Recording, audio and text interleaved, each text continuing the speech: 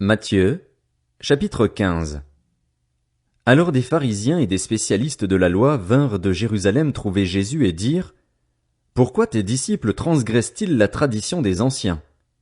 En effet, ils ne se lavent pas les mains quand ils prennent leur repas. Il leur répondit: Et vous? Pourquoi transgressez-vous le commandement de Dieu au profit de votre tradition? En effet, Dieu a dit: Honore ton père et ta mère, et celui qui maudira son père ou sa mère sera puni de mort.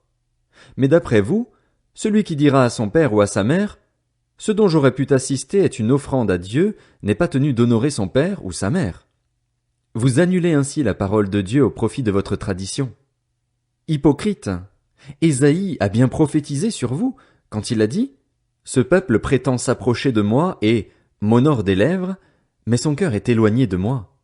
C'est faussement qu'il m'honore en donnant des enseignements qui sont des commandements humains. Jésus appela la foule à lui et dit: Écoutez-moi et comprenez bien. Ce n'est pas ce qui entre dans la bouche qui rend l'homme impur, mais ce qui sort de la bouche. Voilà ce qui rend l'homme impur. Alors ses disciples s'approchèrent et lui dirent: Sais-tu que les pharisiens ont été scandalisés d'entendre ces paroles? Il répondit: Toute plante que n'a pas plantée mon Père céleste sera déracinée. Laissez-les. Ce sont des aveugles qui conduisent des aveugles. Si un aveugle conduit un aveugle, ils tomberont tous les deux dans un fossé. Pierre prit la parole et lui dit: Explique-nous cette parabole. Jésus dit: Vous aussi, vous êtes encore sans intelligence? Ne comprenez-vous pas encore que tout ce qui entre dans la bouche va dans le ventre, puis est évacué dans les toilettes? Mais ce qui sort de la bouche vient du cœur, et c'est ce qui rend l'homme impur. En effet, c'est du cœur que viennent les mauvaises pensées, les meurtres, les adultères, l'immoralité sexuelle, les vols, les faux témoignages, les calomnies. Voilà ce qui rend l'homme impur.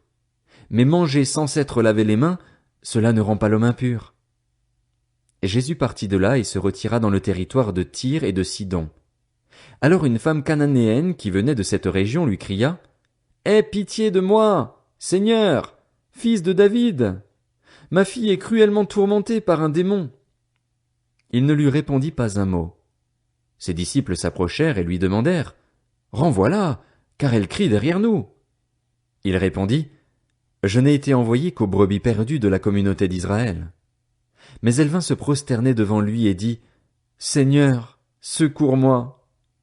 Il répondit: Il n'est pas bien de prendre le pain des enfants et de le jeter aux petits chiens. Oui, Seigneur, dit-elle, mais les petits chiens mangent les miettes qui tombent de la table de leur maître. Alors Jésus lui dit: Femme, ta foi est grande, sois traitée conformément à ton désir. À partir de ce moment, sa fille fut guérie. Jésus quitta cet endroit et vint sur les bords du lac de Galilée. Il monta sur la montagne et s'y assit. Une grande foule s'approcha de lui. Il y avait parmi eux des boiteux, des aveugles, des muets, des estropiés et beaucoup d'autres malades. On les amena aux pieds de Jésus et il les guérit, de sorte que la foule était émerveillée de voir les muets parler, les estropiés être guéris, les boiteux marcher, les aveugles voir, et elle célébrait la gloire du Dieu d'Israël.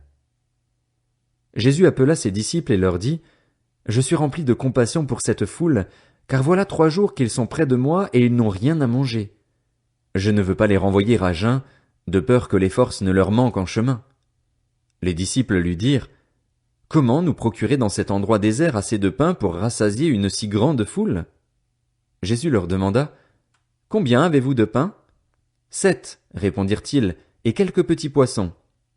Alors il fit asseoir la foule par terre, prit les 7 pains et les poissons et, après avoir remercié Dieu, il les rompit et les donna à ses disciples, qui les distribuèrent à la foule. Tous mangèrent et furent rassasiés, et l'on emporta 7 corbeilles pleines des morceaux qui restaient. Ceux qui avaient mangé étaient 4000 hommes, sans compter les femmes et les enfants. Ensuite, il renvoya la foule, monta dans la barque et se rendit dans la région de Magdala.